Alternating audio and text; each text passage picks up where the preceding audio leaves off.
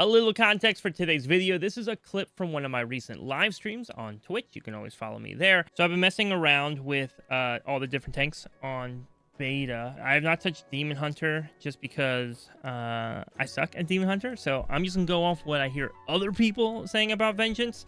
But everything else I feel pretty confident on. And worth noting as well in the ranking here that we're doing.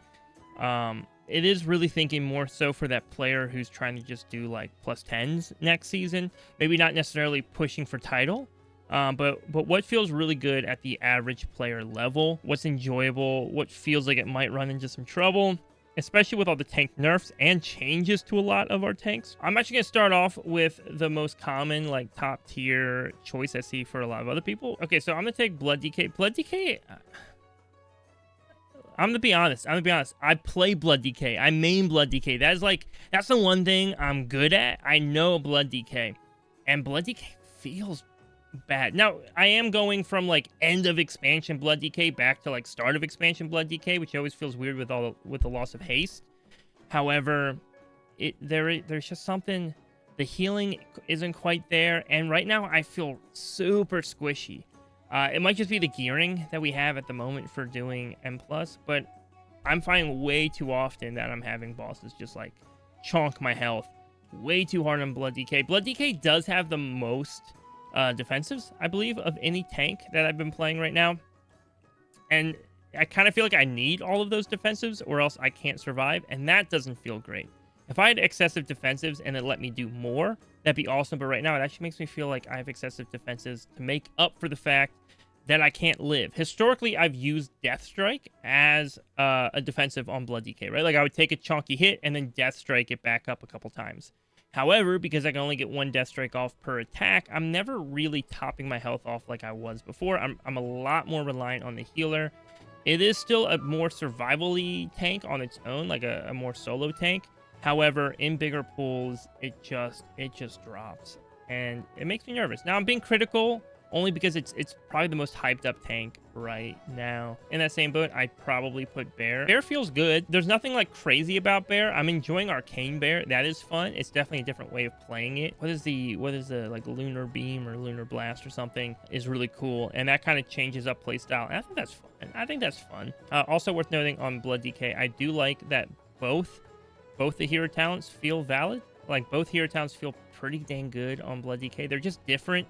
Sand Lane obviously offers a lot of healing and more sustainability during combat, whereas I believe it's called Deathbringer does offer a good amount of DPS going out, which is cool. So it's just depending what you prefer, you have options. And then yeah, Guardian Druid, it feels good. There's never really much to say about Guardian Druid. It's what it is. Next on the list, I'm gonna drop it in. Listen, I have to be honest. I haven't even really been playing Vengeance. I'm just watching other people play it because Vengeance isn't my favorite tank style. I want to say fix it from everything I've heard, but also I haven't done it. So I'm going to leave it and fix it because from what I've seen, it does seem like it needs some tweaking. Oh, sorry. Sorry about that. I have audio off at the moment. I'm going to put it and fix it just from everything I've researched on it and looked into. Again, it's the one I have not actually had my hands on myself. I don't think I could give good feedback on Vengeance, even if I played it. I just don't know it well, and I want to do super well with it. With that said, Prop Pally doesn't feel bad. I think for a minute it was looking sus. Prop Pally was looking sus. But in the runs I did with it, I had no problems. No problems at all. I got nervous on the boss at one point because I was getting chonked. However, I realized that we didn't clear the whole area out, and so the boss was actually empowered. Because we're dumb, and I forgot one of the generals. But Prop Pally feels good. I'm enjoying playing Prop Pally. The one thing I don't like, having to remember every like hour to re-empower my weapon, is kind of weird. Specifically that like every time I use it, I have to go into my character inventory and like click on the weapon, as opposed to maybe something like a Flame Tongue weapon for Shamans, where you just click it and it automatically imbues it. If I'm like mid-combat and I remember it, I don't want to worry about it. Or if I'm like running from trash pack to trash pack, I don't want to be thinking about it. It feels like a weird design. Otherwise, it actually doesn't feel too bad.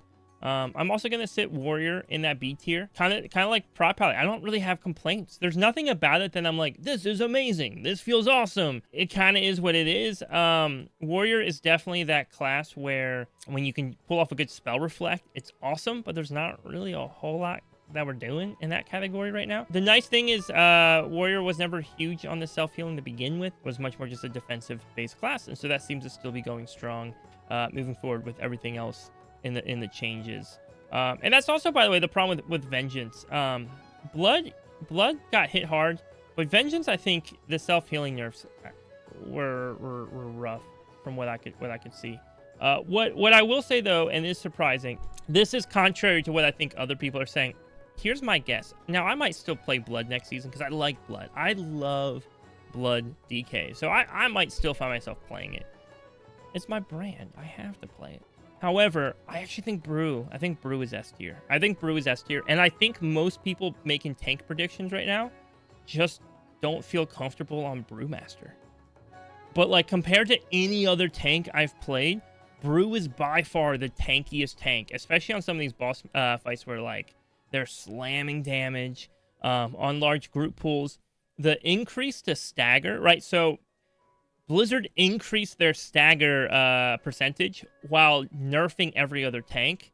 And both hero talents feel good on Brew. Shadowpan doesn't really like change a whole lot. It kind of just works in the background. You don't feel a whole lot different, but you're putting out some more damage. And Vivify gets a nice little boost to it.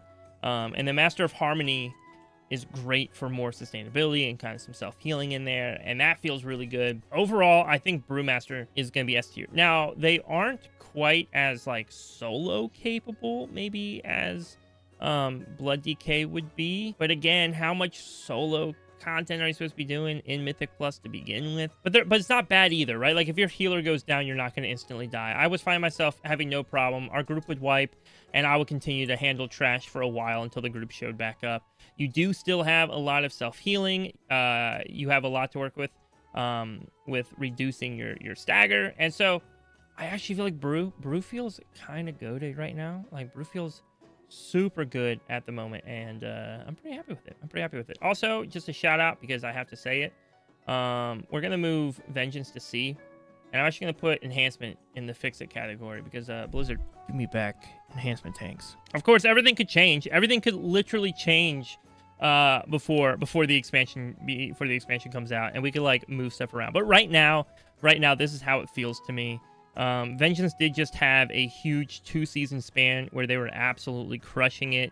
Blood feels good right now, but my prediction is that Blood's probably not going to stay super good. We're probably going to see some early changes in the expansion that knock Blood out of that first category. Again, it will randomly feel super squishy.